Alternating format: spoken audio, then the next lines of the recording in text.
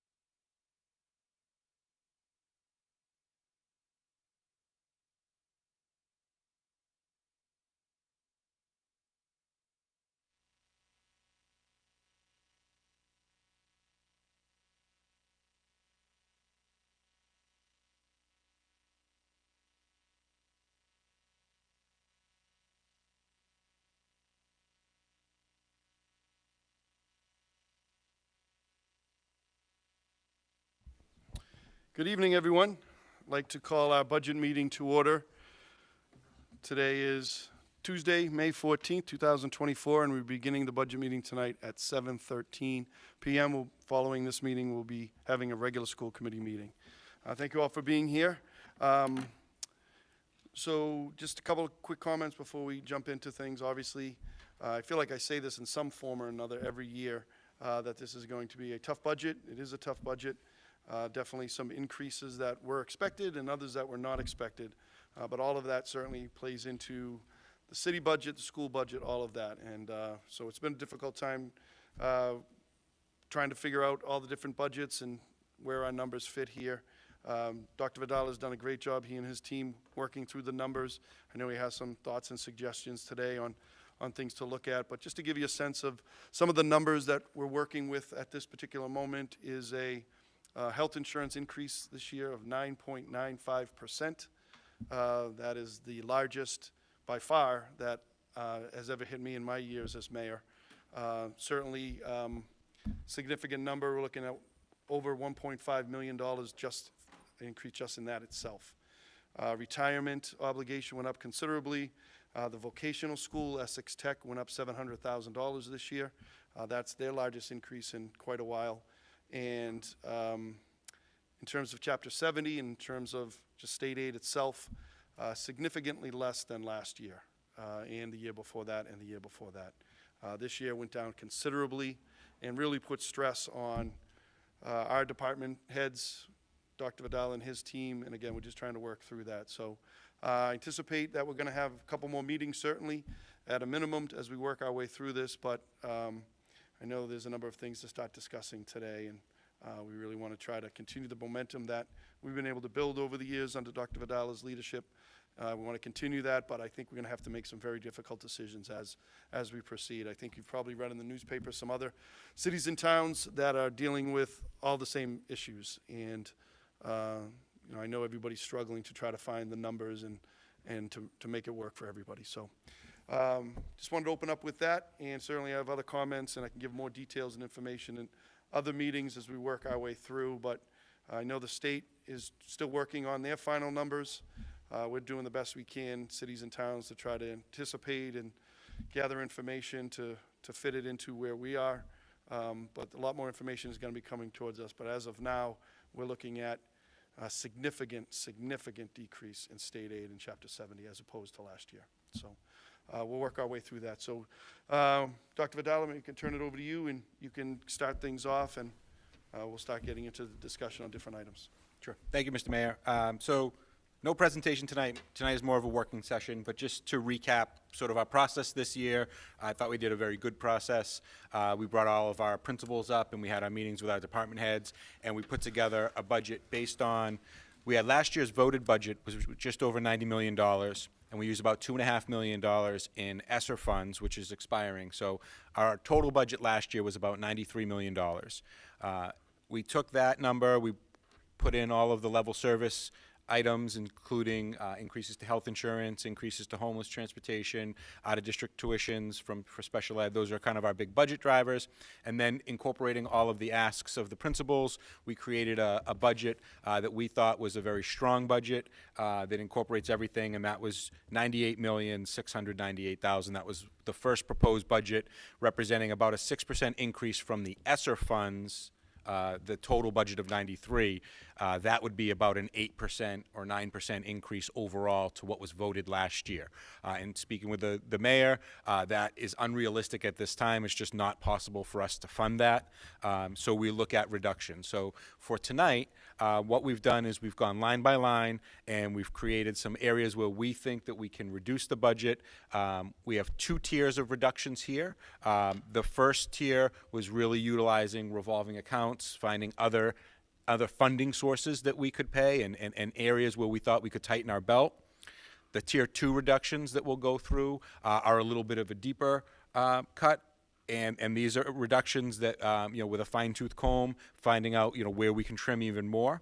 And that'll bring us down to a budget of about $96 million, or a $2.5 million reduction. Anything after that will certainly have to result in a reduction of positions, which we can talk about if we need to cut further than this, and we can talk about the strategy and how we'll be able to do that.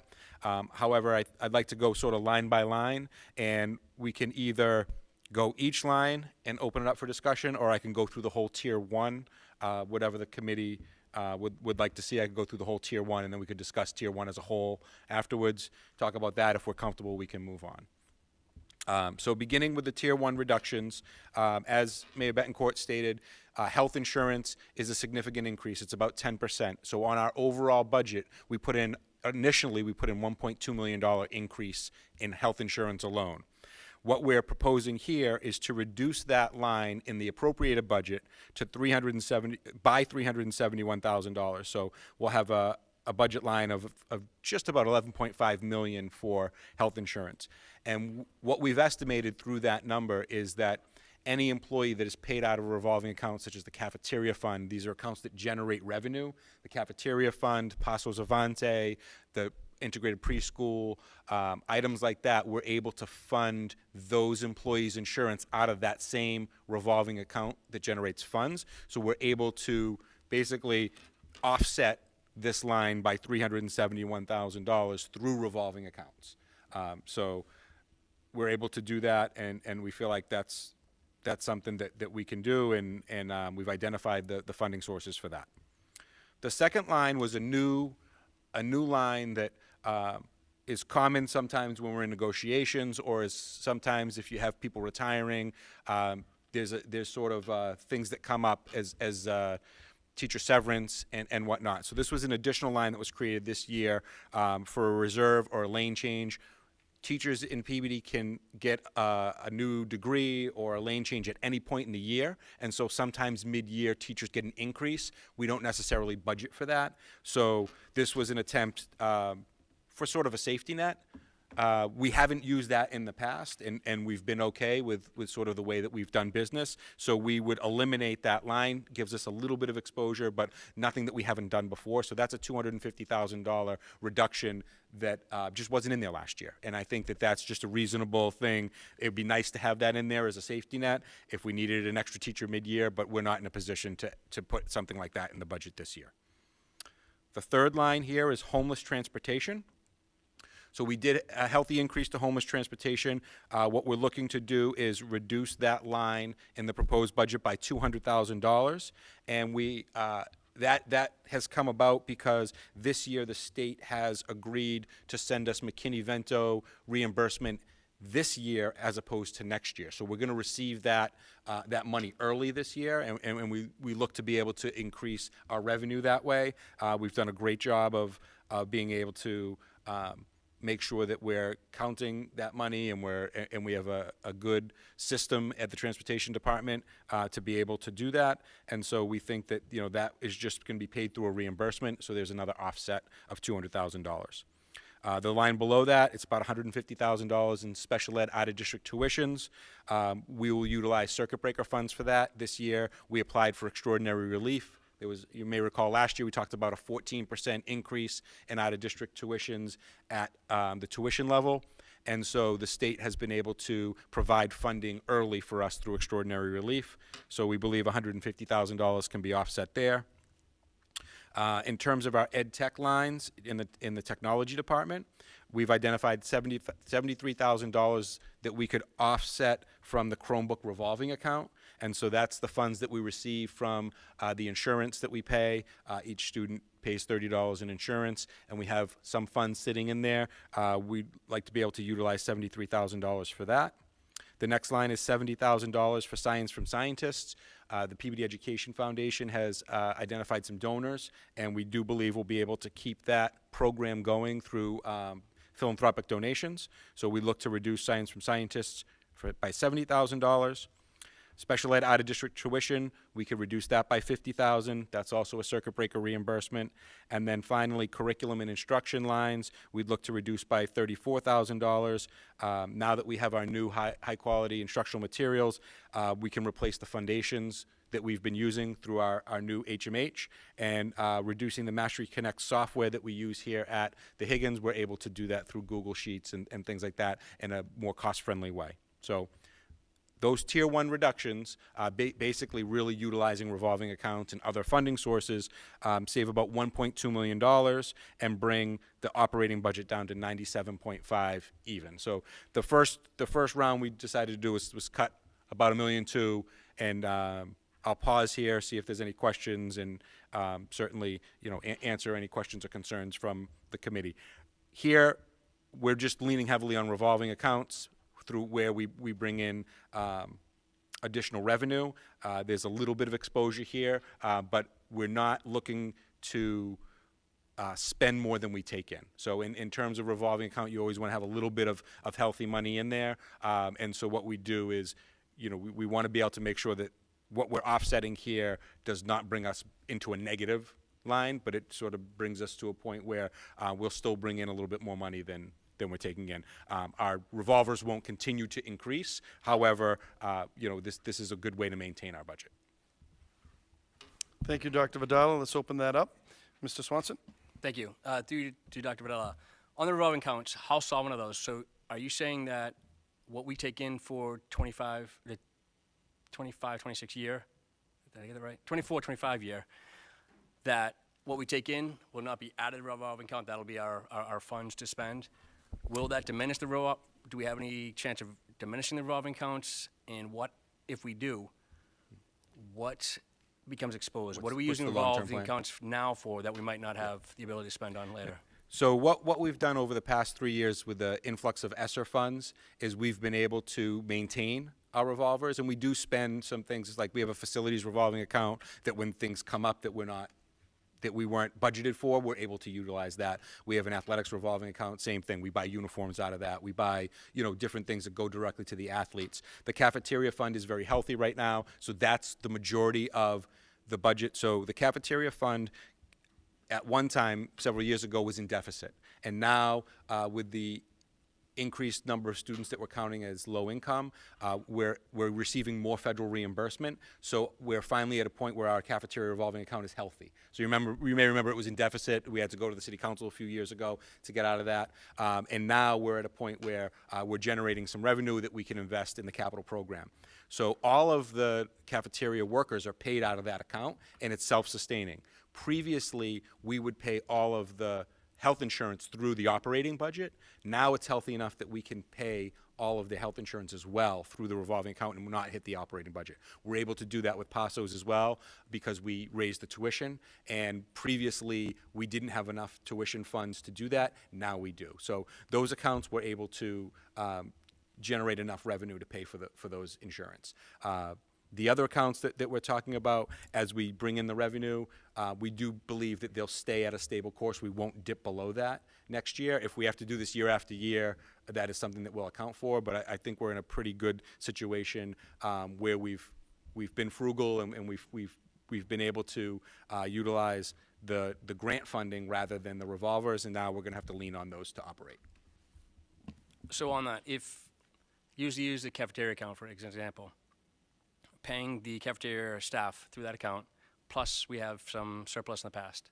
Now that'll be utilized to pay their insurance. If we start dipping and we need something out of that revolving account, what would have come out of that revolving account that we would tax above and beyond that we might not be able to utilize that money for in the future? And I guess that goes for all the revolving accounts. If we That's a good do question. we expose ourselves in any manner, and just so we're prepared, we know what we're not going to be able to spend through those revolving accounts. So with the cafeteria account specifically, we're in a healthy position right now, and we'll be able to invest in capital improvements. If we weren't in that situation, that would probably be the biggest area that we would look for, would be those large capital, like if we were to replace an oven or replace walk-in freezers and things like that. Right now, that's our healthiest account. In terms of like circuit breaker and things like that, as the money comes in, we're spending it. And so, I think we're in a good place right now with what we're doing. I wouldn't recommend dropping any of these any further, but right now we're bumping up against it. So we're looking to sort of just keep our heads above water rather than continue to grow these accounts, but we're not looking to dip or to go into the negative at all. Thank you. Thank you, Mr. Swanson. Any other questions at this time, Mr. Amico? Thank you, through the chair, and thank you, Dr. Vidala, and your staff for putting this together. In regards to health insurance, just have a quick question. I know a few years back, the city had moved away from One Health program and came back into Blue Cross and Harvard, I believe. What is the employee percentage that they're paying at this point? And I'm not asking to do anything this year, but just so we have a gauge for, because it just seems like healthcare is just going to continue to go up, and I just want to see where we're at in regards So to the employer contribution is 85%, and the employee compensation contribution is 15% at this time. I think that's across the board for the city employees. Just to add to that, Dr. Vidal is correct for the, that is for the, depending on the plan, for an HMO, it's 80-20. So 85-15 for the, what's the name of the plan? The PPO, exactly. 85-15 for the PPO, 80-20 for the HMO. And so all of the unions are part of a collective bargaining agreement that we negotiate with as we do all contracts. And I believe that's coming up soon in terms of, potentially going to the GIC, staying with Blue Cross Blue Shield, having a discussion about percentages and a number of other items that pop up. So I believe that'll be coming up, I think, later this year. Yeah, please, Mr. Miko. and thank you for that. And I'm not a real big fan of the GIC system, but I do think that maybe what we can do is take a look at some of the other communities around us. Maybe if our business managers can do so and take a look and see what they're paying. Obviously that's the last thing I want to be touching is anyone's health insurance, because that's so vital to our livelihoods. But just to get a gauge on what some of the surrounding districts and cities are paying, because I think we're very competitive here in Peabody. Thank you. Thank you, Mr. Miko. Any other comments or questions at this time? Okay, thank you. If the committee is comfortable, I think in terms of process, if we could do a vote to authorize me to reduce the Tier 1, to implement the Tier 1 reductions into the budget, and that way, we'll all be on board for that one, and then we can discuss Tier 2. So we'd have a motion to authorize the superintendent and the business manager to implement the Tier 1 reductions on the proposed budget.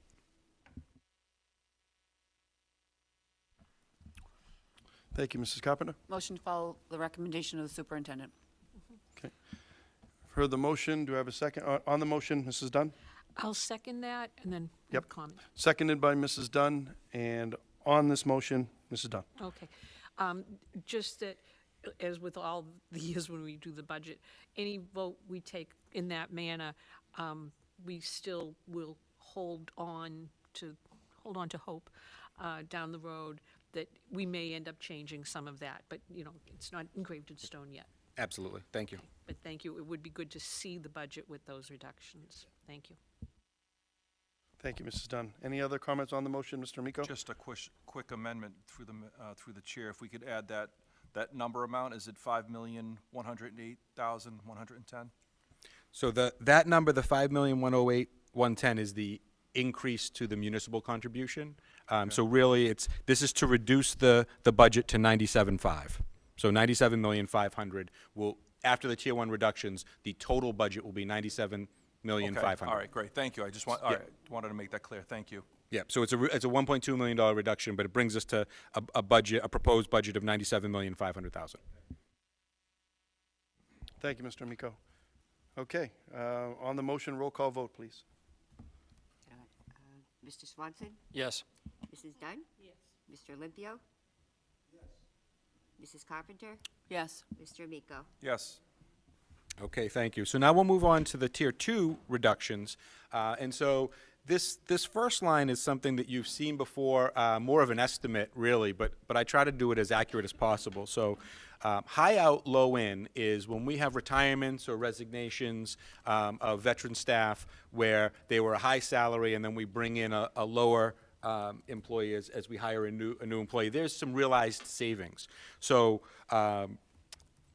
The business manager and the HR director and I sat down several days last week, and we went through every single budget and line by line and employee by employee, and we identified everyone that's retiring and everyone that has notified us if they were going to resign, and we were able to remove them from the budget, and we were able to put in that placeholder.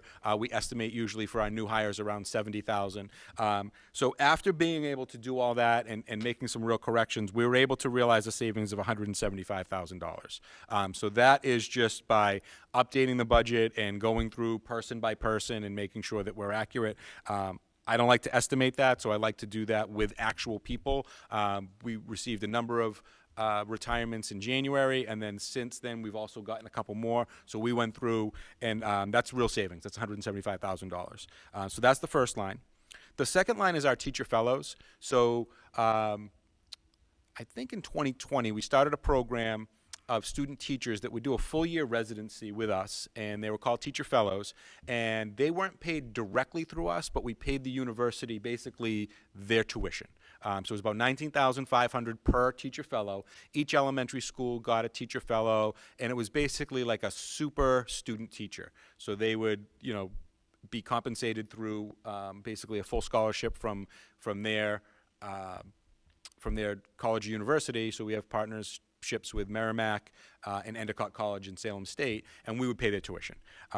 Unfortunately, that is a luxury, and so they would work in a classroom with a teacher for the entire year instead of just doing half a year or full semester. They would do the entire year. It was helpful. We did realize some teachers that we were able to hire after that, and it was a nice little feeder program, but it's a luxury. And so these are not our current employees, they're just a partnership. So if we reduce that, the savings is about $136,000, which is basically 2 teachers' salaries, right? So, I mean, this is a reduction that I feel like we're comfortable with. We've talked to the universities, and there are still people who want to do student teaching here, the traditional student teaching, which will continue. We'll still do our outreach. And because of the closure of the center school next year, we're not hiring as many teachers, so our pipeline isn't a huge need right now. I mean, during COVID, there were years we hired 60 teachers, then 40 teachers. So we're in a good place. We're maintaining our staff. We're not looking to hire a ton. So that is an area where I would be comfortable reducing. The next line here, this is real money. And as you know, we have a number of students living in shelters on Route 1, and that comes with some funding from the state. So to date, we have received, the first payment was about $150,000. The second payment was about $400,000. So we've received over $500,000 in funding for those students. It's $104 a day. It's real money. We've spent about $270 so far this year. We hired a new kindergarten teacher. We hired a new ELL teacher, and a number of people. So we're able to use that funds for next year as well. We'll be carrying some of that forward. So what we can do is we could take and fund some of the staff, a McCarthy ELL teacher, a guidance counselor, a Carroll ELL teacher, a high school ELL teacher, and a SAC. With that funds, we can basically take them off of the appropriated budget and use this fund similar to the way that we used ESSER funds previously. These funds are open to us for the entire next school year, so we can offset $355,000 into that account. The only exposure is that next year, if we wanted to maintain that staff, they would need to come into the appropriated budget. So I would classify this as similar to ESSER funds, almost treating these funding like ESSER 4, basically. So these are funds that we're receiving from the state. Additionally, we'd look to fund basically 1 classroom worth of staff, a teacher and 2 paras from the pre-K revolving account. So with the funds that we're generating, we believe that we take in more than this every year. It's $115,964. That would account for 1 teacher and 2 paras. We could pay that out of the revolving account, and similar to what Mr. Swanson was asking, where is our exposure? We'd be using some of that funds, and the fund would stay the same. We wouldn't grow it at all. But over the past couple of years, we've bought supplies, we've bought new furniture, things like that. So some of those capital things that lowered our budget, we have. They're good furniture right now, and we're in pretty good position with where we are with the capital expenses. So I think that we're able to fund this next year, and I feel comfortable with that. The next position is a team chairperson. So through attrition, we're able to reduce one team chair with the closure of the center school. We feel like we're able to do so and meet the needs of our kids with 9 versus 10. So that is a reduction. It's real money of $124,000. And then the last one was a tough one. I had this conversation with Mr. Hockman this morning as well. And this was the facilities line that we put in there of $400,000. We were able to utilize that. You may recall that 150 of that came out of the city's budget last year, 250 on our budget. We talked to the mayor, and this is something that, with our facilities revolving account, our new deal with FKO, where we're going to receive a little bit more money in the facilities revolver, so we'll be able to offset that a little bit there, and then the additional funds from the city side, we'll be able to fund that. So that's $400,000. That's real money.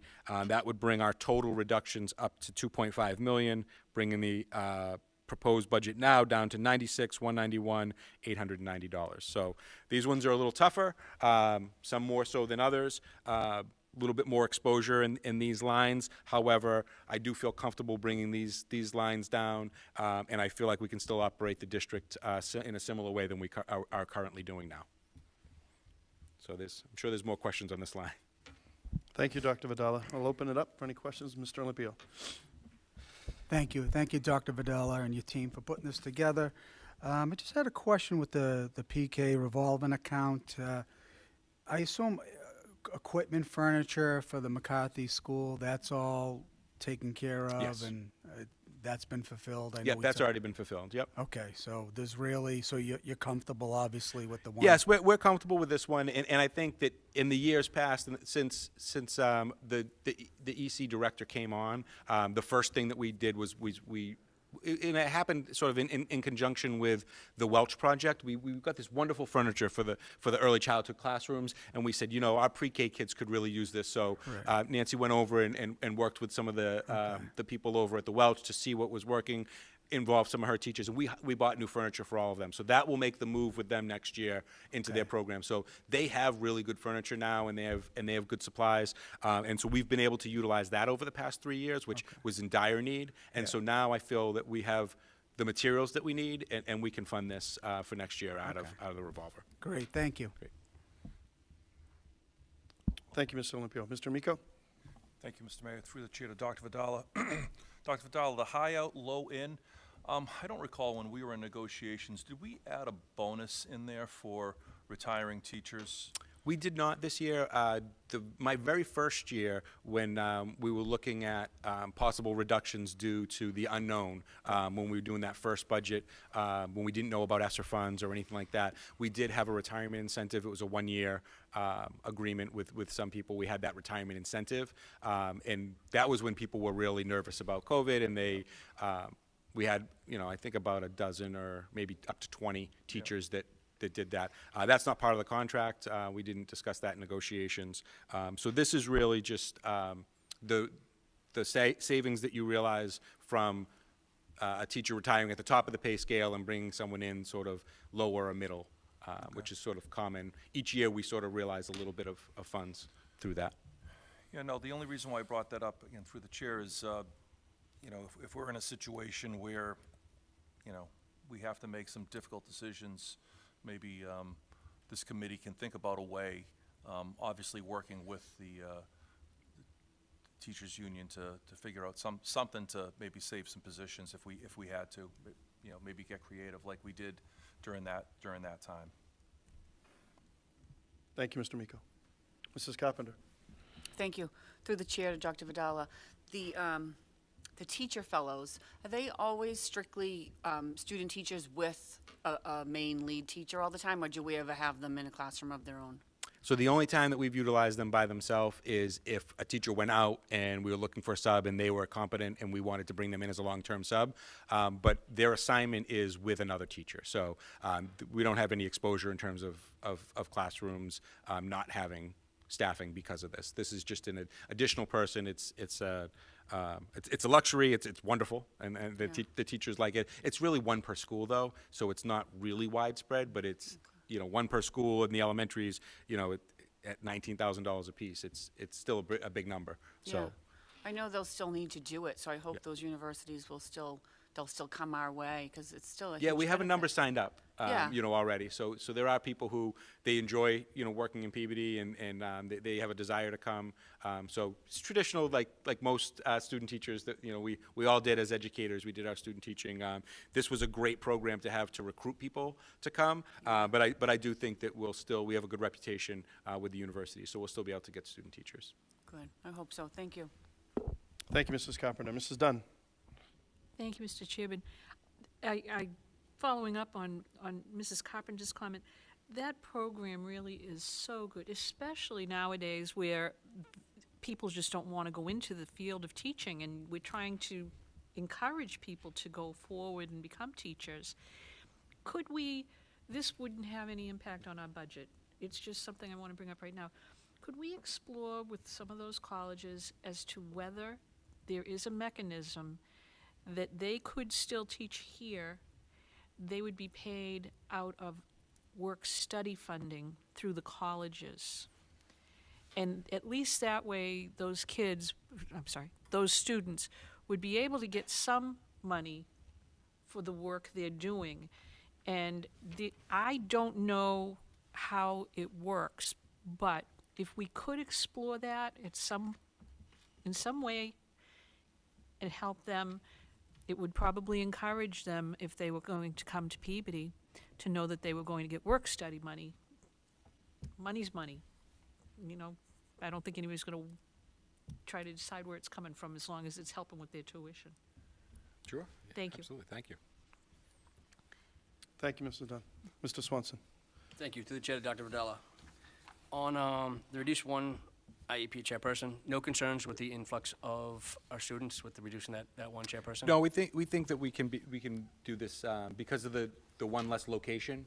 We do think that we'll be able to just basically shuffle up the deck a little bit and make sure that everything is covered. And that shuffling isn't going to overburden the other chair people? Yeah, we think that based on the numbers and based on the locations that we can handle everything with 9. Yep. Thank you.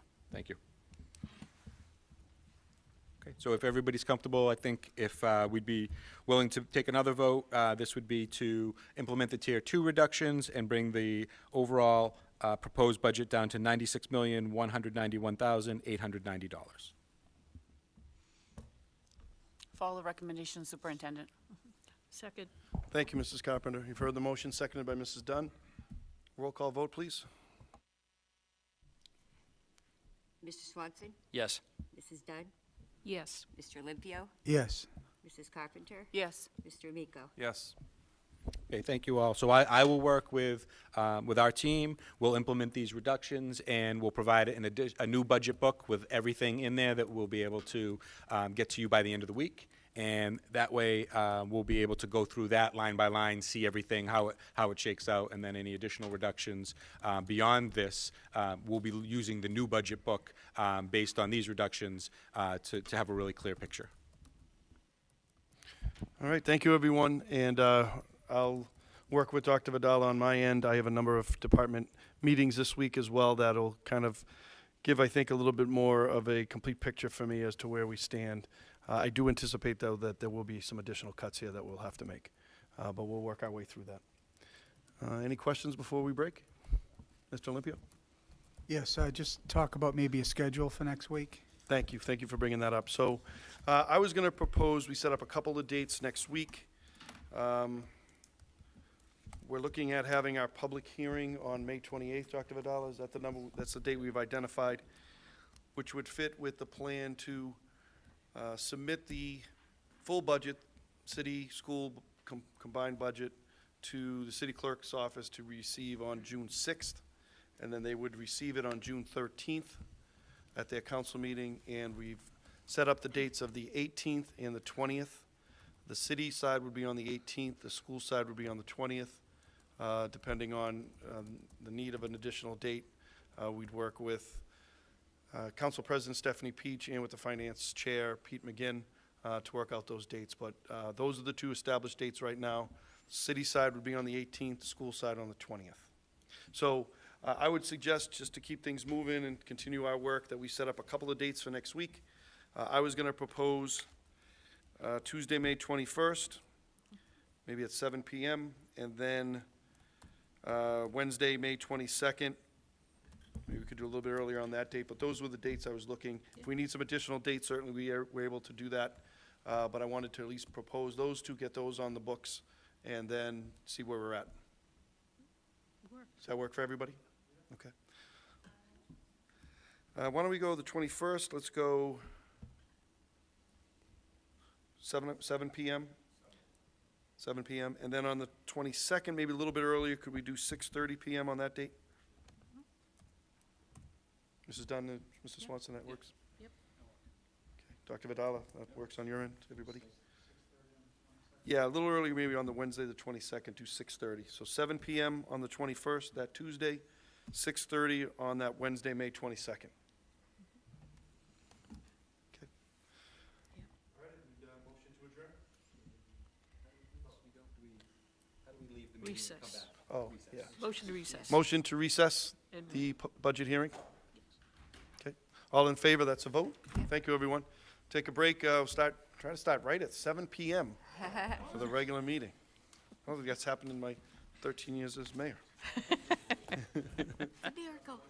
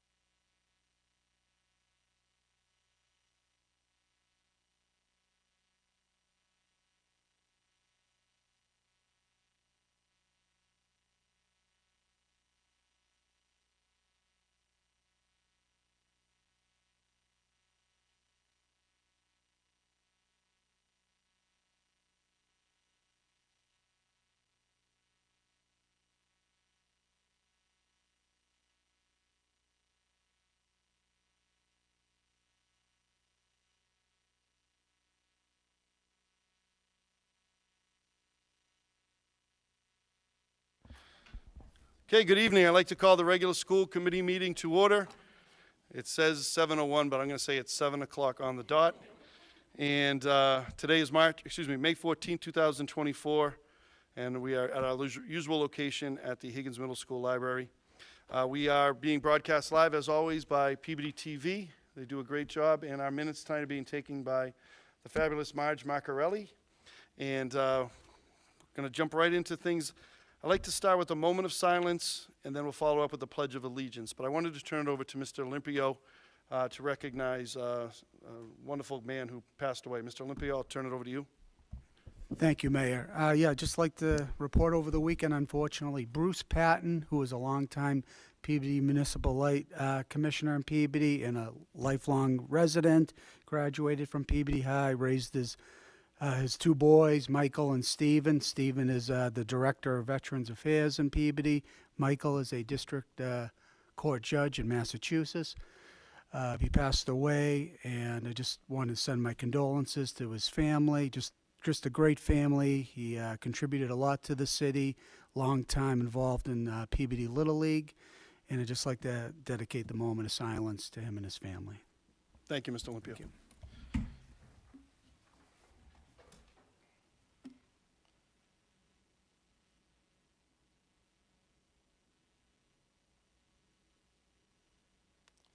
Okay, please join me for the Pledge of Allegiance. I pledge allegiance to the flag of the United States of America, to the republic for which it stands, one nation, under God, indivisible, liberty and justice for all. Okay, thank you.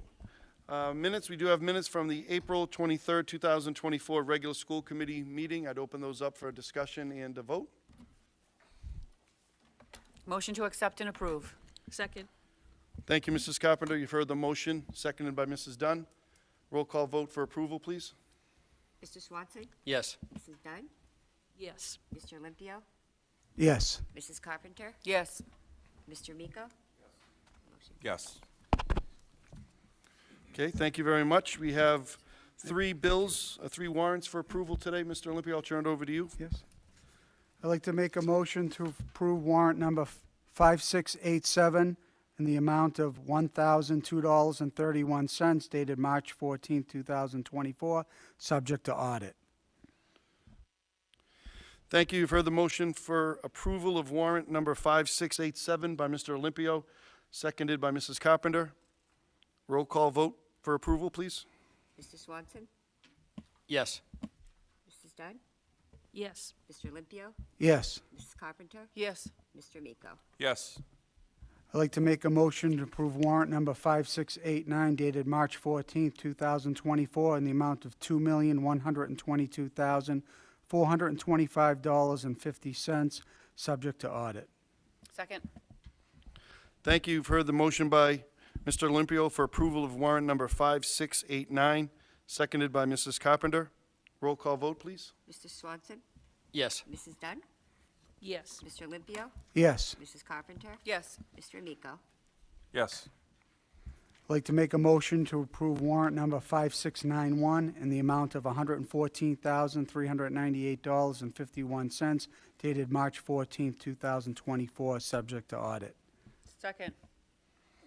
Thank you. You've heard the motion by Mr. Olympio for approval of a warrant number 5691, seconded by Mrs. Carpenter. Roll call vote, please. Mr. Swanson? Yes. Mrs. Dunn? Yes. Mr. Olympio? Yes. Mrs. Carpenter? Yes. Mr. Miko? Yes.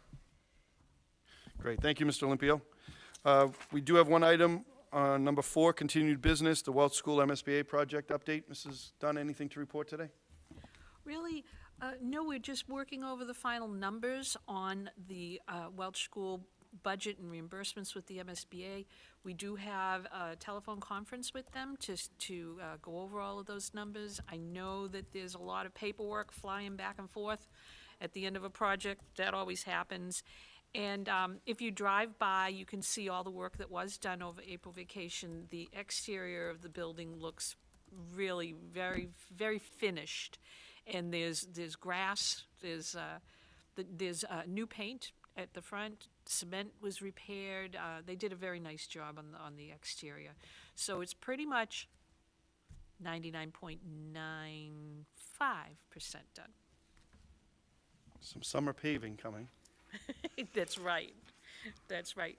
We've started naming those potholes, so I think it'll be good to fill them in. Any comments or questions for Mrs. Dunn of the Welch School? All right. Thank you as always. Thank you.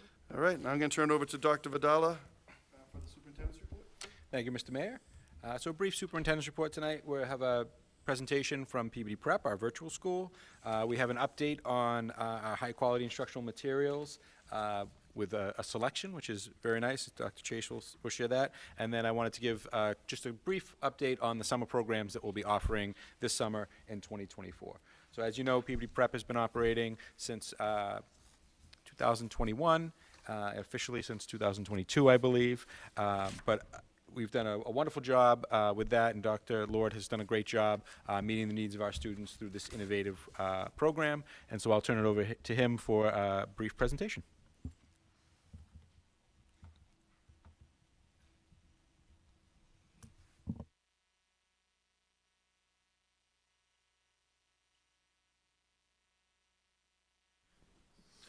Thanks, Dr. Valla. I much appreciate your time and everybody's here for an opportunity to share a little bit about what's been going on at Peabody Prep. We've had a ton of stuff going on behind the scenes, and I think the kids and the parents speak for themselves. We put together a short video for you, which will be available online for people who are interested in learning more about our program and maybe applying it to theirs or seeing if they want to join us. And I don't know if you can jump into that, the Peabody Prep promotional video there at the top of the agenda. Take about 3 or 4 minutes.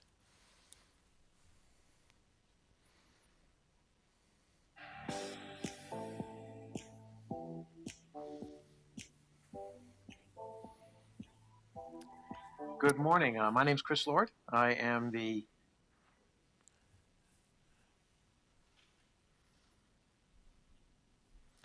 There was a checkbox I think needs to get checked that she had mentioned.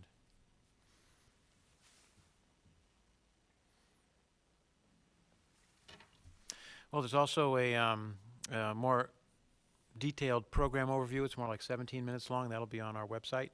It gives people a little bit even deeper detail into how the program works, how it functions, what the school day looks like, some feedback from teachers and parents and students that have been involved with it over the years.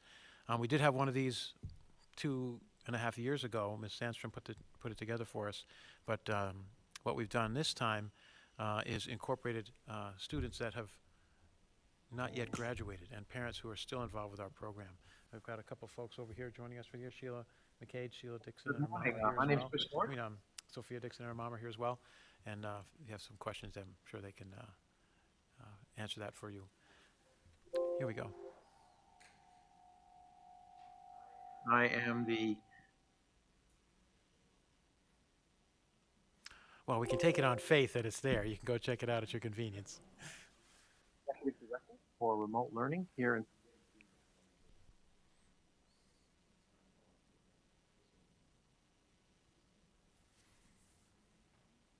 Oh, it's on YouTube. You can just Google us on YouTube, Peabody Prep, and it will pop up with, actually, there's going to be 3 or 4 up there now that Mrs. Sandstrom has put together for us. So public thank you for Mrs. Sandstrom for putting that together.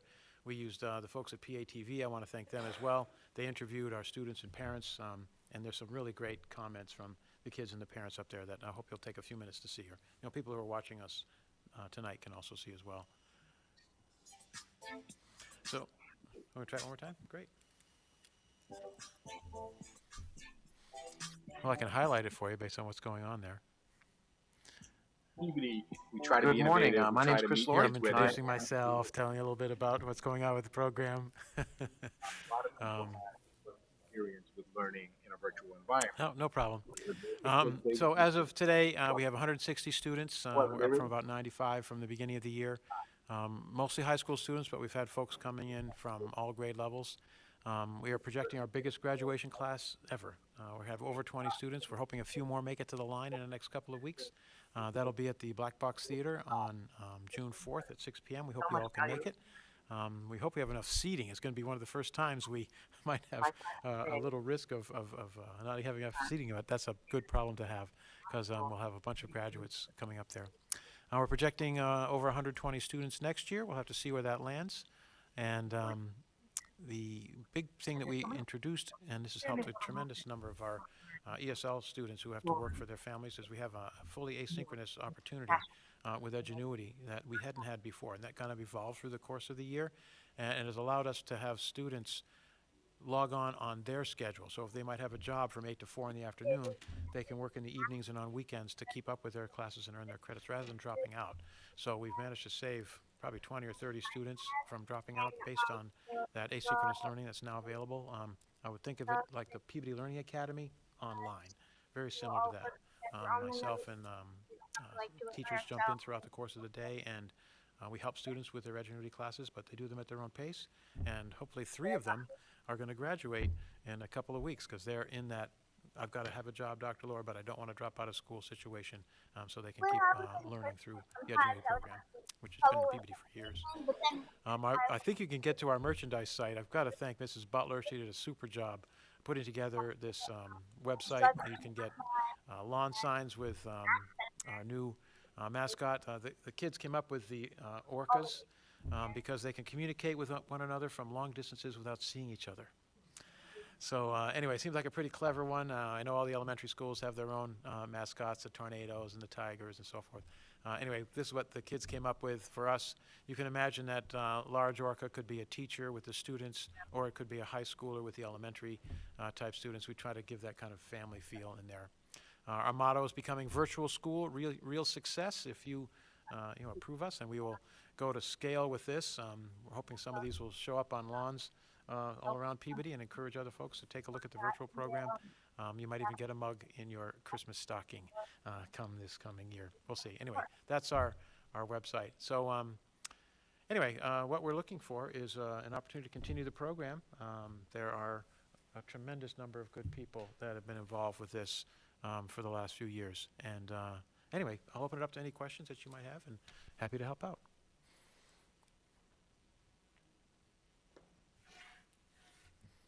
Thank you, Dr. Lord. Any questions, Mrs. Dunn? Thank you, Mr. Mayor. Dr. Lord, I know in the past we've talked about expanding the prep program, and I know you have to go through a specific process with DESE, and it's so unique. There were only, what, 7 in the There are state? 8 in the state right now. I'm actually meeting with them on Thursday. We meet every month with all the single district virtual school leaders. There's also a national virtual school leaders meeting that happens on the alternate weeks for the month, and we brought in the faculty from Gull Lake Virtual School in Michigan to my faculty meeting, and we had a tremendous exchange at our last faculty meeting of best practices for virtual school. This is a virtual school that's been in existence for quite a while in Michigan, and they had some great ideas. But I think the secret sauce, as Dr. Vidala calls it, is the live instruction that our teachers provide. Our elementary students, for example, are online live all day with their teachers, just like going to school during the pandemic. There was a teacher in front of them the whole time. For our middle school and high schoolers, we have live instruction for 4 hours, and the kids do Edgenuity after lunch, doing exploratory classes and elective classes based on their own choices. So that connection that the teachers make every day through regular instruction live, I think, is what's making this such a special experience. I'm on the Tech Accreditation Board, which is the state's level. I'm on the NASC Accreditation Board for them, and no disrespect, great program, it's been around for a long time, but there's a lot of kids here watch a video of me teaching rather than me really teaching. It's a different approach to education, and I think that that opportunity to make that personalized connection, it's right in our title, PB Personalized Remote Education Program. We try to personalize it. So yeah, I mean, that's what I hear from these other schools, that they like our model and they're going with it. I want to say I coached the Taunton one that got started this past year, and the one in Leominster also started this past year, and they were on the phone with me, Chris, what do you got? Chris, what do you got? Chris, what do you got? So I think what we have is something that other school systems are really interested in and trying to make it real for their students as well. And is there a certain requirement as far as like school choice? Are people from other districts allowed to apply to our program? There is a residency requirement for the single district virtual school. They have to live in Peabody to be enrolled and attend. We did have some MOUs with some districts around taking classes. So we're in discussions with DESE about that right now. they frown upon it. They prefer that we wouldn't do that moving forward. So we're in those discussions, and if that's their final decision, it will just be for Peabody students. But you know, we have been able to allow some people to take some classes and remain enrolled in their home district. But moving forward, it may be that we just have Peabody residents, Right. which is the guidelines for the single district virtual school. Yep. Okay. Yeah, Thank it's you. a single district virtual school, and I don't think this would have been created if it hadn't been for the pandemic. But many of the larger cities in Massachusetts, because they have an economy of scale large enough, can offer one. There's one in Brockton, there's one in Chelsea, there's one in Springfield, for example. Those larger cities were able to maintain their virtual experience for their kids, and they're finding some success for not everybody, but for a good chunk of the population. This is definitely working well. Very good, thank you. Sure. Thank you. Thank you, Mrs. Dunn. Any other questions for Dr. Lord at this time? Mr. Amico? Just a quick comment. One of the first through the chair, one of the first families that we got to meet at the center school 13 years ago was the Dixon family, Sophia, Tony, and Scott. And they're incredible people, and Sophia has thrived through this program. Dr. Lord, you are so passionate about your kids. You always have been. You're passionate about this program, and I'm here to support it fully. Thank you. Thanks. Thank you, Mr. Amico. Mrs. Carpenter? Thank you. Just to clarify through the chair, so we can't take out of district, we don't get any revenue for that? We have been working with some districts in order to do that, but we may no longer be able to do that. So we're working with DESE around the details of that, but we may not be able to generate revenue from out-of-district folks. And Dr. Vidal is being very diplomatic here. He certainly is. He is.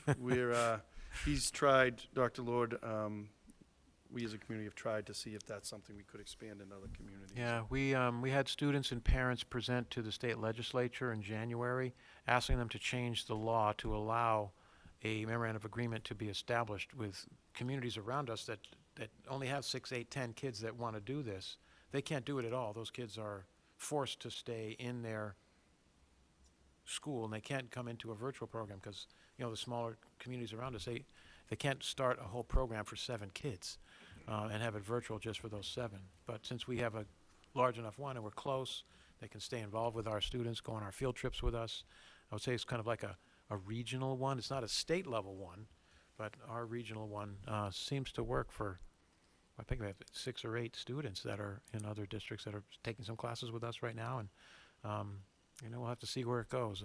But we might have to be curtailing that, unfortunately. We'll have to see. That's where the conversation is. Through the chair, Dr. Lord, have you ever heard of Tech Connections Academy? That's TECA, yes. Oh, yeah. So how do they get to take any Massachusetts student and we can't? Go ahead. So I can feel it. So they are a Commonwealth virtual school. They operate like a charter school. They are separate from a district. They have their own board. And so if, you know, it's been suggested to us if we wanted to do that, that Peabody Prep would be removed from Peabody and be a Commonwealth virtual school with their own board, and we would pay tuition for the kids to go there. And we believe that having the kids here enrolled in our school district are really what makes the connections and what makes it such a powerful program. So Exactly. we would not want to be a Commonwealth virtual school because we want to maintain it within our direction. So removing it from the school committee and having their own governing body would turn them into a charter school. So having students from other communities takes away from those Commonwealth virtual schools, and there's some opposition to us being able to offer classes. So our single district virtual school is really for our students who live in Peabody, and surrounding communities would, if they don't offer their own single district virtual school, would then have to send their kids to one of there's 2 Commonwealth virtual schools now, and there's a third one that's trying to get approval. And so that third one is very much interested in students who are not able to attend a single district virtual school. Okay, that's what I was wondering, because this isn't new. The virtual school isn't new. The kids have been able to do this for a very long time through the schools like TECA, is that Yep. the acronym? The other one's GCVS. Yes. Yep. So I've been aware of them for a long time, and I think that the boutique style of Peabody is much more favorable for our students. You get that 100%. connection. Absolutely. You get to have involvement. I've always been in favor of the program, Dr. Lord. I think you know that I've always tried to be a champion for you and for the program and for the kids, and I'll be in favor of it, you know, forever. Thank you. But, you know, I've seen recently people posting social media, you know, more virtual stuff, seeking help because something wasn't working out. And your program was the one that was recommended. And then the follow-up response was, yes, my child did enter that program. It's been so successful. What a lifesaver. You know, it's been so great. And I think that that personal style of keeping it in Peabody is very important. 100%. But I want people to know that all along, kids have had this option through that charter type of online platform anyway. A lot of kids, a lot of different reasons that they use it as well. But, yeah, no, you still have my support, so thank you. Yeah, no, it's been great for our students, and you know, I never would have thought I would be doing something like this if you had asked me a few years ago. But I really think we found some magic here. Boutique style is a great way to say it. I think the opportunities we have to get our arms around our kids in so many ways in Peabody is really of value to this whole community, and happy to be just part of that. Thank you, Mrs. Carpenter. Mr. Olympio? Thank you, Mayor. Thank you, Dr. Lord, for all of your hard work. You have my support. I know personally a few of the parents that have students involved in your program, and it's been a lifesaver, and it's really a game changer. 160 students, that's not immaterial as far as I'm concerned. So Yep, thanks. certainly making a huge difference in the district, and it's much appreciated. Yeah, I from think what we're saving some kids, and we're giving them a better way to learn Yeah. that's of interest and importance to them. Yep, absolutely. Thank you. Thank you, Mr. Olympio. Mr. Swanson? Thank you. Through the chair, sorry, I just lost my train of thought. The 160 students this year, those are the blended where we have MAUs, correct? Of our This students? 160 represents pretty much Peabody kids. Okay. They do have the MOU, but they are enrolled in their own All right. in their own district. They just take the classes with us. Okay, and the 120 is 100% Peabody students. Yes, I think that's with the graduates and with some other programming that we're projecting. I think I'd say between 120 and 150 for next year. Okay. Yeah, I mean, I can't tell, maybe 30 or 40 families called me during Yep. the year just to say, hey, what are you all about? I think my kid would do really well, and I would say 9 out of 10 give it a whirl. Someone coming over the summer. Ironically, I just interviewed a TECA student today who wants to enroll with us as a rising 9th grader next year. So they'll be enrolling in Peabody Public Schools. That funding will come back to us because we won't have to pay for the TECA student to go there. There's I think a half a dozen or 10 kids that are attending TECA right now, and you know that's money our taxpayers are paying, and if we can bring them back to us, so much the better. Some savings. On that 120, in the past you've showed us how that's staggered between how that's broken out per grade. Previous years it was low in the elementary levels, higher in Yes. the high school. Is that still the same, or is it? Oh, starting to definitely is the even out? same. Yeah, we'll looking at next year, we'll have an elementary 3, 4, 5, and the middle school would be 6, 7, 8. The high school is going to be it's going to be tricky with the high school because the class sizes are right at 28 based on it. So there will be somewhere right around 15 elementary students. There'll be somewhere right around 20 middle school students, and then the high school classes will be pretty jammed. And then there'll be a group of high school students that are in Edgenuity all day, and there's probably 20 of them right now, and they are not doing live instruction, but they log in when they can. And it's that last group I was telling you, that full-time asynchronous learning. Yep. So that's what the high school is looking like. I mean, you got to be a little flexible here. I don't want to lose a kid. I mean, we're trying to keep the dropout rate from getting out of control, and this is one way to re-engage students in a way that allows them to engage with their family, support their family. Every one of those kids has to bring money home to their family just to pay rent and pay food. And so they can do that because they can do school after school, kind of like our night school for some of the kids. But it's virtual, and they can log on anytime and do it. Some of them are overseas. We have families that go down to Dominican Republic for a couple of months in January, and they still tap back in. They're still Peabody residents, but they go and see family during that time frame. I mean, there's just all kinds of opportunities with this. Yeah. All right, excellent, thank you. When we update the budget book for next week, we'll have that breakdown Thank in you. their enrollment, and so you Thank can you. see each grade and how many students are enrolled. And I'm sorry, just one last question on this. most of the students that are coming over are recommended by families, or is there a program within our district, say? That's a good question. I dropouts? mean, I've had faculty at the administrative team at the middle school and at the elementary schools recommend kids to us. So it's not, I'm sorry, I apologize to interrupt. It's not 100% of, this is not going to be the correct wording, please bear with me.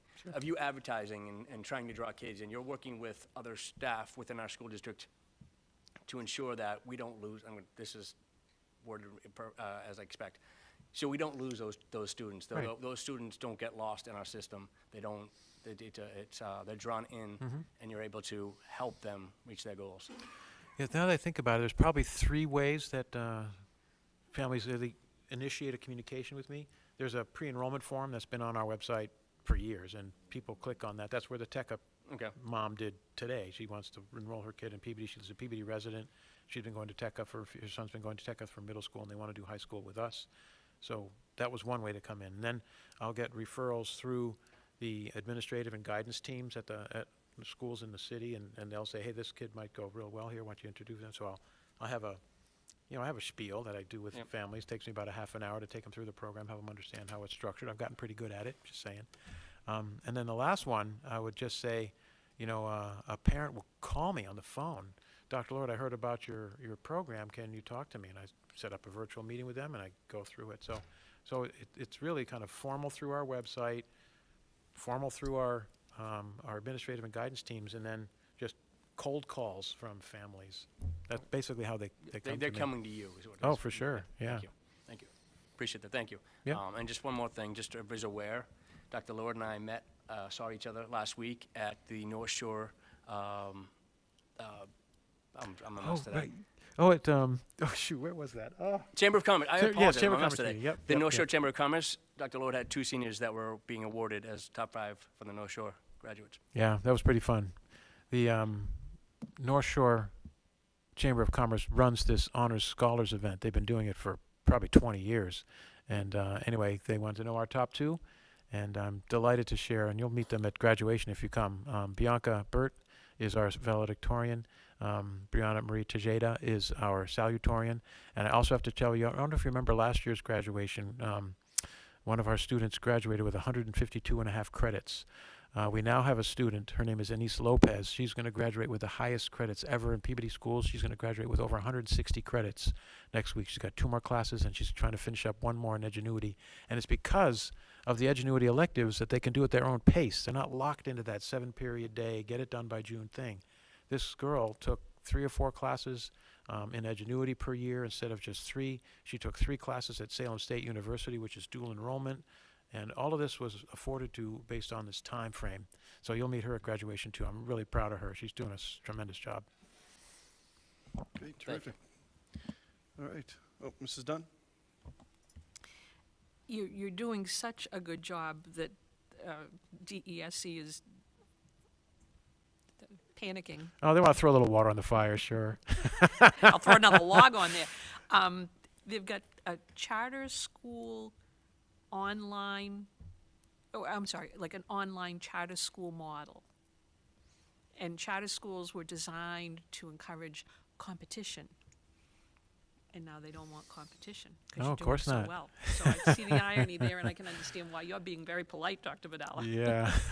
Yeah, that's actually, it's to your credit that it is such a good program. Hey, I have to say, this has been a team effort All the from the start. I've got incredible teachers, wonderful students and parents that are involved with this. The design team that put this together a few years ago, just great people. And, we're just happy to be useful to kids in a way that has meaning to them. And, hopefully it'll go away. Oh, Emma Aguiar. She made a presentation at the NASC showcase last Thursday for several dozen of New England school leaders that are looking to get accredited by the New England Association of Schools and Colleges and how to do it right. Peabody's model, mission of hope, and vision of the graduate was one of those showcase events. And Emma presented a digital portfolio of her best work in the class on all 7 competencies of our vision of the graduate. It blew everybody away.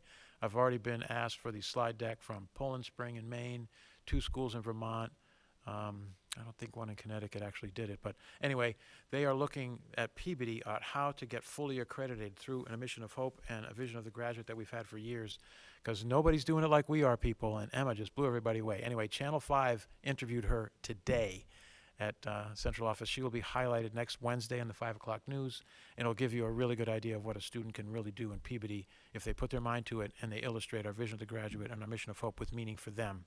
It's really cool. It's really cool. Great. Well, thank you, Dr. Lord. Sure. Thank you. Oh, hey, don't forget to get your T-shirts, folks, really. I mean, you gotta order that whenever you get a minute. Excellent. Thank you, Dr. Lord. So moving on, we have a quick update on our high-quality instructional materials. We have made a selection, so I'll drum roll, please, for Dr. Chase, and she'll talk a little bit about where we're moving forward with our HQIM and ELA. Thank you. I have a super quick slide up here. So with a lot of collaboration among teachers, directors, administrators throughout the district, and the support of school committee, of course, we were able to narrow down a selection for both 6 through 12 ELA and 6 through 12 math. So for 6 through 12 ELA, the recommendation coming from the curriculum council that was formed is HMH into literature. That is a product that builds upon what the K through 5 students are working with right now with the K through 5 into literature. So that was a nice way to add to the vertical articulation. The second one, 6 through 12 math recommendation, is McGraw-Hill's Reveal Math. And again, that was a 6 through 12 recommendation, so nice continuity and able to have conversations in a vertical way and know the progression and get more students in line with taking advanced courses as they go through the middle school and high school experience. 6 through 8 science does not have as many materials available to review, and kudos to the 6 through 8 science team and Dr. Meyer, who worked together last year and the year before to narrow down as best as they could and try out some high quality instructional materials. They're continuing to work with units from Discovery Science, more of an online platform that they can blend with the units that they have begun to create over the years. So there'll be more taking time to explore those as other materials become available in the future. For next steps, some really big next steps are conversations with vendors regarding pricing to make sure that we get the best possible deal for our students and teachers. And then, of course, prior to school getting out for the year in June, we want to talk about what that week after students leave school looks like in terms of being able to front load some professional development for those who are able to partake in that, and then come up with a plan for catching those up for those who are not able to participate in that. So 2 big steps that were on the horizon. Great. Thank you, Dr. Kelly. Any questions from the committee on that? Okay. Yes. Not really a question, just appreciation. Thank you. When you said that the Into Literature is vertically aligned with what K-5 is doing, so everybody's going to be working and progressing in the same fashion, I know that that's been such an important piece for all of you, and it's really good to hear you say that on the others too. So thank you. A terrific team, a lot of work and a lot of hours went in from department heads to directors to the teachers that field tested items. So just a lot of people coming together to do some good work and have some really difficult conversations about what's the vision, where are we going, how do we have those vertical conversations, and really wanting to embrace that continuous improvement and growth mindset for the good of kids. Okay. Thank you, Dr. Chase. Mr. Miko, please. Just a quick thank you, Dr. Chase, for including the staff, your teachers. It's a collaborative effort, so want to thank you for all the hard work you do. You make it look easy, and you bring us a lot of new programs that work, and your PD is fantastic. I always hear teachers talking about the great things that they get out of your PDs, so kudos. Thank you. Thank you. Excellent. So the last slide that we have is summer program offerings that we have. We have things going on across the district at all grade levels. And I want to thank Dr. Higgins and Dr. Chase for putting a lot of these together, working with our school administration. So at the high school, we will have our credit recovery to make sure that we get kids back on track and additional programming. We have ELL programming happening for grades 6 through 12 that will be housed at the Higgins. Higgins is also running a summer program for rising 7th and 8th graders to make sure that they stay engaged and get back on track. And then we have plenty of elementary programming continuing this year at the Carroll, including our springboard tutoring program for our current students in grades K through 3. We'll have about 15 students per grade level. And then our Titles 1 and Title 3, Title 3 is for ELL students, will be serving our grades 4 and 5 students. And then we have a grant that we partnered with Pentucket, which is a regional school district just up north, and it's an early literacy grant for additional tutoring where we're engaging with some colleges, and actually this is sort of a great way to engage with student teachers that are not teacher fellows, that they'll be paid over the summer through this grant, and it's sort of a regional approach through 3 universities and Pentucket School District and the Peabody School District to be able to engage kids in the summer. And we're going to do a convening together where we'll invite area superintendents and colleges to recruit people, and then we'll run summer programming at the Carroll that will be taught by student teachers and college students so that we can show them our methods, and we'll have our teachers there as well to support that, but we'll show them our methods and get them more prepared, see what's going on in the Peabody Public Schools, and just a way to promote what we're doing and get a little more notoriety for some of the wonderful things our teachers are doing. We also have our extended school year, which is our special ed program at the Brown School will continue. FKO will be returning to the Welch. They're very excited to return to the Welch this year, and they'll be at the Carroll School as well. We have a number of Parks and Rec programs at all of our parks and in many of our schools. They're doing some great things as well, and we've really expanded our Summer Eats program. So this year we'll be serving lunch for free for any student or anyone in the community ages 1 through 18 can pick up. We'll be able to publicize those locations. We're looking at the main branch of the library has always been a great location. We're also going to utilize the South School. We're going to utilize the Higgins School, the Brown School, and the McCarthy School, as well as the high school. So several different programs, and then FKO will also be running lunch programs at the Carroll and the Welch. So there'll be a lot of opportunities for kids to eat. I know this is something that we really talked about several years ago. We used to do 1 or 2 days a week. Now we're doing 5 days a week, and we're doing multiple locations. Free lunch, kids can come and get it at any time. No ID required. They just have to show up. So, and we're trying to coordinate with the Parks and Rec program as well, so be able to offer it at our park. So anybody who's involved in that program, we'll time it so that, if they're in a program from 9 to 11 or 9:30 to 11:30, we'll have that lunch available for an hour, and we'll coordinate with those people so that more people can participate. And so that is all the summer programs we have. Happy to answer any questions. Mrs. Dunn? This was something that has come up in the past.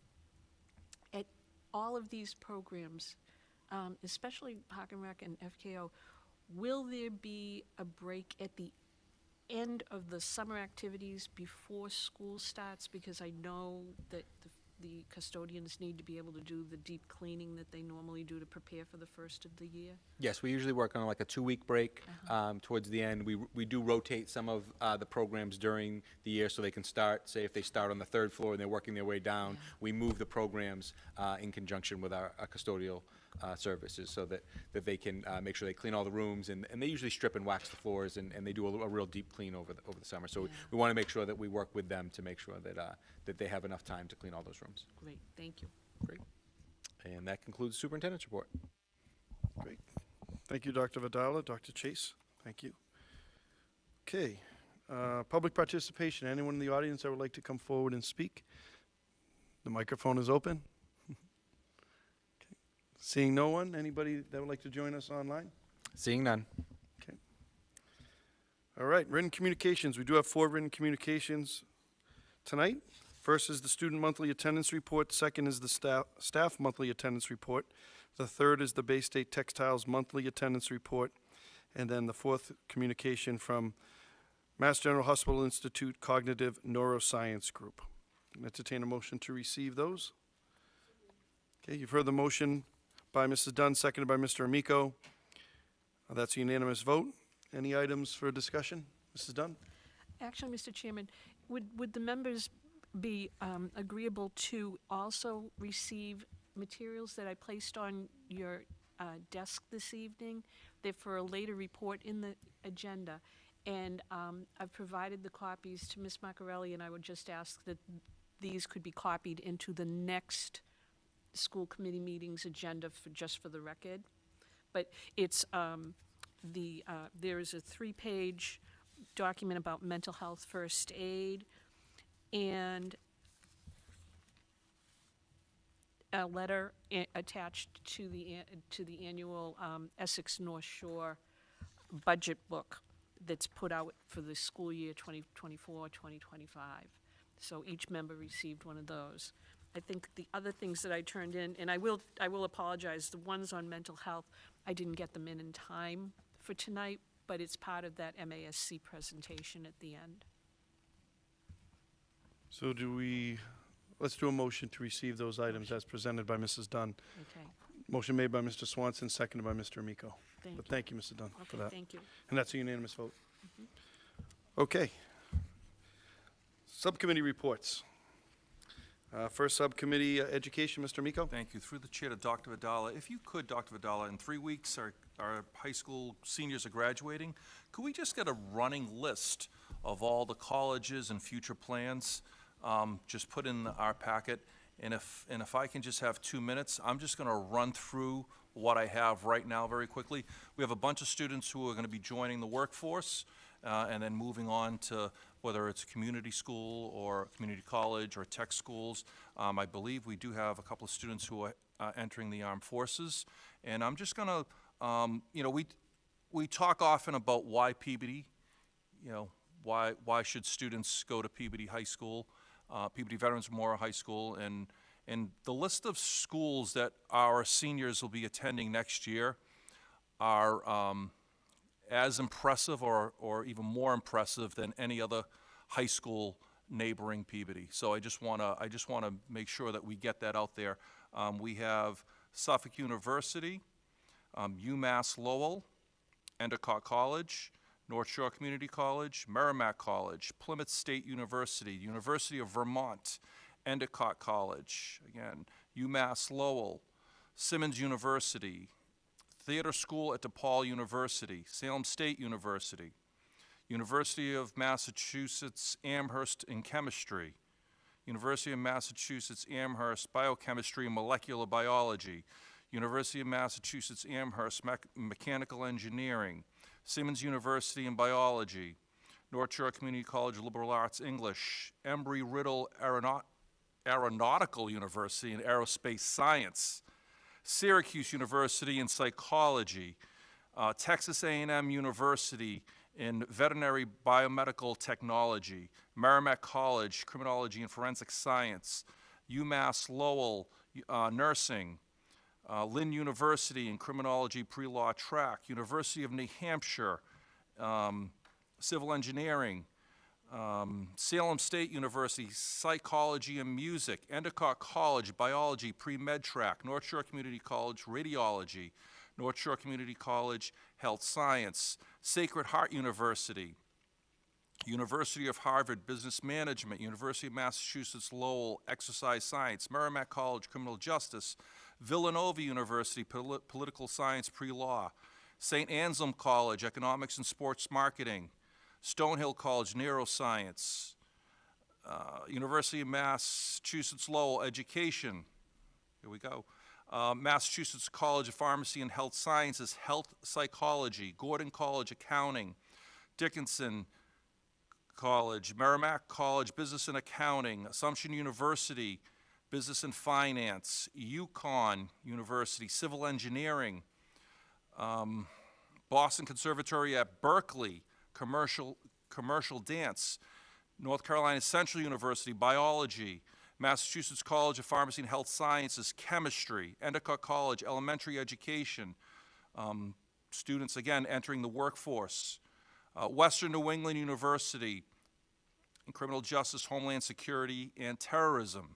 Massachusetts College of Pharmacy and Health Sciences, Nursing. The University of Tampa, Biology. Worcester Polytech, Biology and Biotechnology. City University in London, Media Production. Curry College, Forensic Science. University of New England, Criminology. Endicott College, Nursing. St. Anselm College, Nursing. Salem State University, Theater Arts. University of New Hampshire, Business Marketing. Harvard University, Molecular and Cellular Biology and with a pre-med track. Harvard University, Economics. Merrimack College, Economics and Finance. Suffolk University, Accounting. Westfield State, Communications.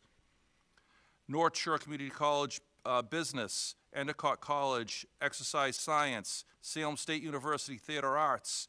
Western New England College, Finance. University of Massachusetts, Amherst Biology. University of Massachusetts, Amherst Accounting. Salem State University, Cosmetology. Wentworth University, Computer Science.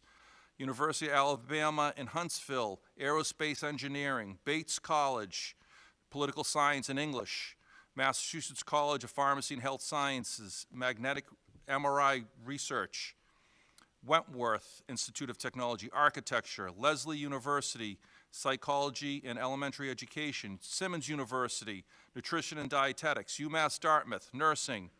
Mass College of Pharmacy and Health Sciences, Psychology. University of Massachusetts Amherst, Nursing. Southern New Hampshire University, Criminal Justice. LaSalle University, Cybersecurity. Colby Sawyer College, History and Political Science. Stonehill College, Pre-Med Track. Suffolk University, Criminal Justice. Curry College, Psychology. Johnson & Wales, Baking and Pastry Arts. University of Massachusetts Amherst, Finance. University of New Hampshire, Nursing. Wentworth Institute of Technology, Electrical Engineering. Bridgewater State University, Speech Pathology. St. Anselm College. Endicott College. University of Massachusetts Lowell, Applied Biomedical Science. University of New Hampshire, Statistics. University of Central Florida, Forensics. Brown University. Those are great schools for some great kids. I'll put Peabody Veterans Memorial High School up against any school. Thank you, Mr. Amico. Mr. Swanson? Thank you. Through you to the community, that list was impressive. Right? That is students that are working, that are students that are in our band, our sports. Those are students that don't have the luxury to participate after school, but they're all coming out successful. They're set up for success, and I want to congratulate all of them. But I also want to congratulate our educators and our staff. That is from kindergarten through high school, the products that we're kicking out in Peabody High. We said before, the building's the building. This is the product every time, and I'm very proud of the students. I'm very proud of our staff that kicked that out. So thank you to everybody. Yeah, thank you, Mr. Swanson. That was great. Thank you, Joe and Mr. Amico. All right. Finance, Mr. Olympio, anything to report? Nothing new to report. Okay. School safety? Yes, I would like to defer to Mr. Swanson. Thank you. Want to give an update on the mayor's safety task force that we've had together for a little bit. Haven't provided an update in quite a while, but as you all know, the mayor and Ms. Maria Sherry have stood up the Student Safety Task Force. We meet once a month, and it's really taking off right now. There's a lot of momentum behind it. If you haven't seen, there were several stories over the last few months with some parents of students that have experienced some close calls, that are witnessing the bus passing. But the program is also starting to take off and expand itself.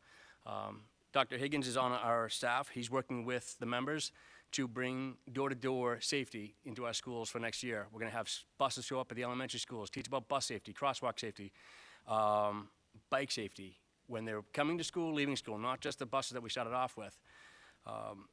Last week, we met And the police officers are trying to put together several programs to make sure, through the elementary school to the high school, that they're there, they're represented, and they're teaching our kids safety as well, and they become a partner in this with our students, our parents, and all. So it's really blossoming and taking off. A big thing that happened yesterday is that the mayor participated with Bus Patrol in a news conference. It was a powerful conference. We had members of the task force, the police. Mrs. Cherie was there, speaking a couple words. And I'm going to share some information out with you after this. I got some emails. So you're all aware, we met a few months ago and went over the September numbers from Bus Patrol. They had about 1,200 violations in the last the 3 months. I think we reported on this last. As of May 5th, there's 3,500 violations out of 10 of our buses.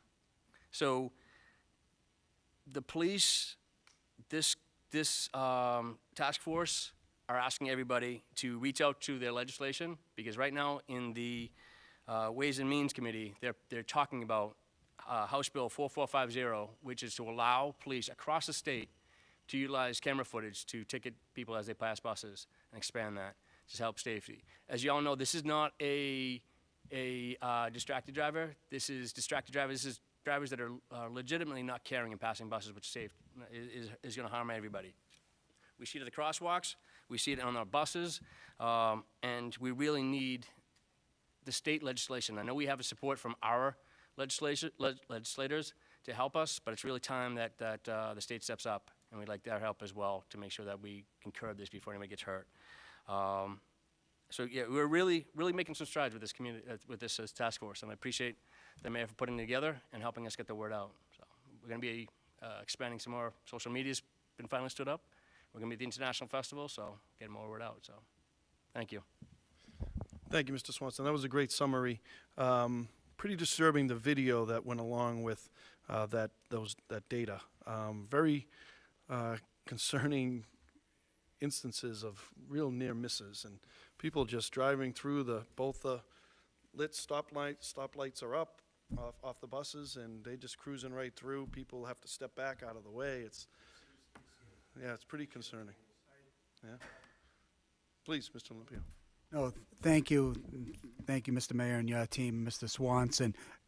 I imagine if you Google Channel 7, I saw this report, I think a few days ago in the morning.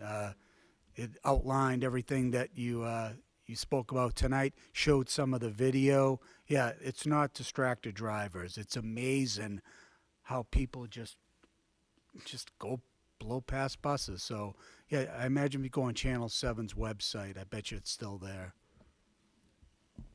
Please, Mr. Swanson. I will send out a link. We have a link from Bus Patrol who consolidated all the news reports. I'll send it out to everybody to see. It started with the buses, and as Dr. Higgins is helping us out with the schools, we're trying to expand this because it's the drivers, right? We can teach our kids. We have to teach them to be more aware, getting off the buses, crossing crosswalks. I live by the Brown School. The other day, pushed the walk sign. Me and my dog almost lost it. So it's people that don't care. They're blatant. You talk to the officers, their hands are tied because they have to be present. We have technology in 2024 that they're not allowed to use in all reality. They are using the footage that we're receiving today and strategically following buses around where they see high violations and trying to curb it as best they can. But as we know, they can't have 10 buses fall around on 3 or 4 different routes every morning. So it's kind of needs some more help from up above. So thank you. Thank you, Mr. Swanson. Mr. Miko, to add to? Sure. Thank you. Through the chair to Mr. Swanson, thank you and to everyone who's been working on this. I just had a quick question.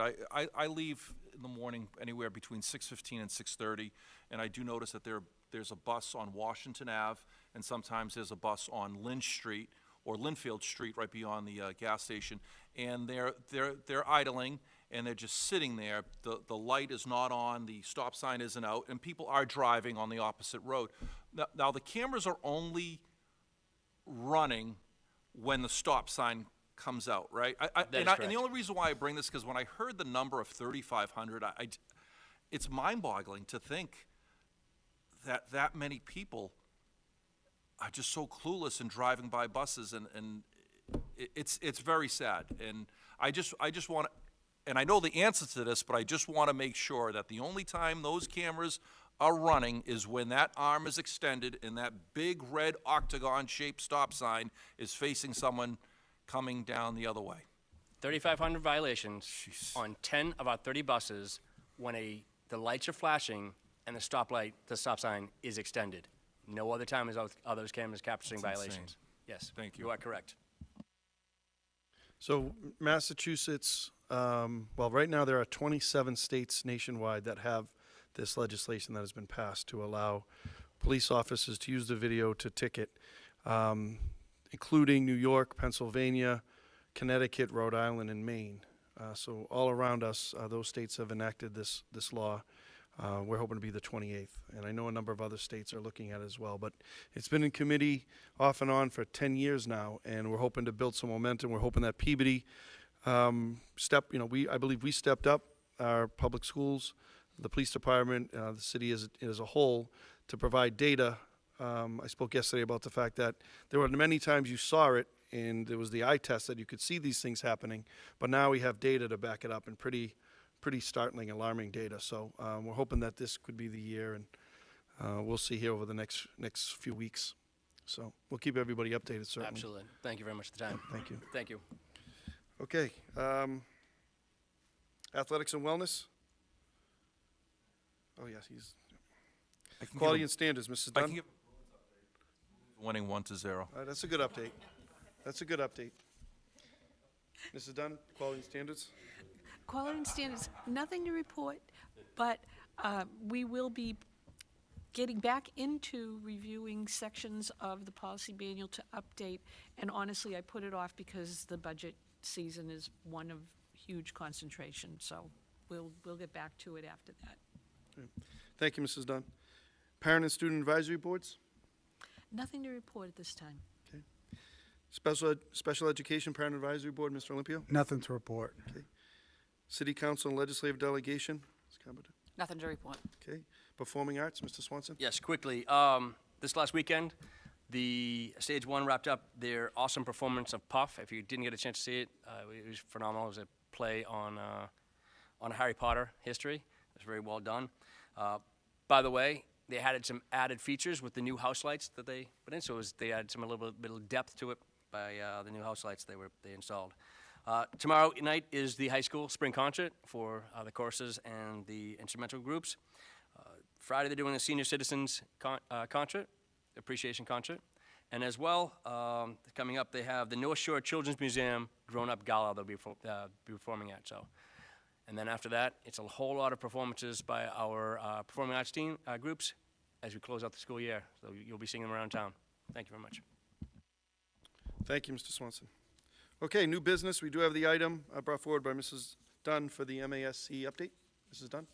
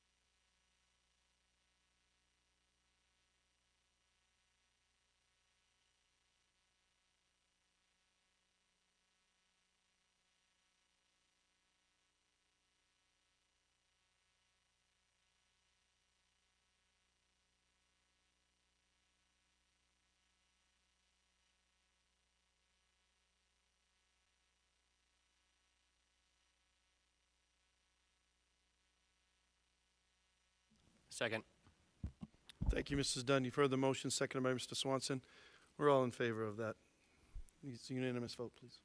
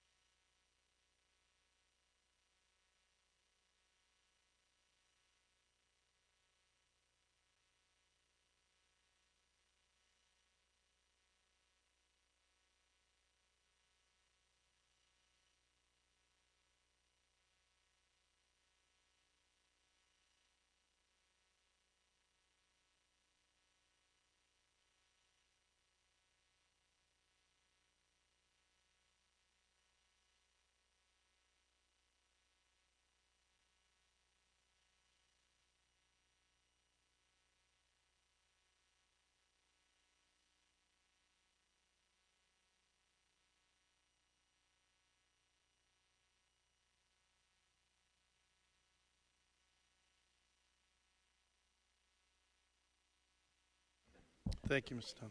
Thank you, Mrs. Dunn. This is terrific. Thank you. Okay. Our next meeting, regular school committee meeting, will be Tuesday, May 28th, 2024, at 7 p.m. right here in the Higgins Middle School Library. As mentioned earlier, we have a couple of budget meetings that we've scheduled for next week. First one being a week from today, Tuesday, May 21st at 7 p.m., and then Wednesday, May 22nd at 6:30 p.m. So those 2 dates have been scheduled, and we'll take it from there for additional potential dates. And items for those meetings just be handled in the regular course as typical. Before we break, Mrs. Dunn?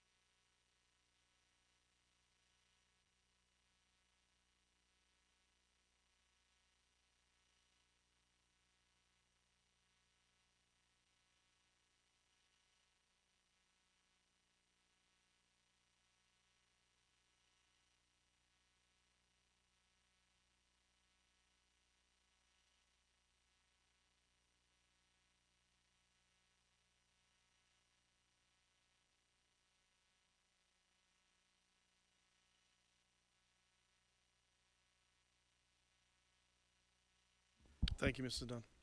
All right, thank you for a good meeting, everyone. Appreciate everybody's work.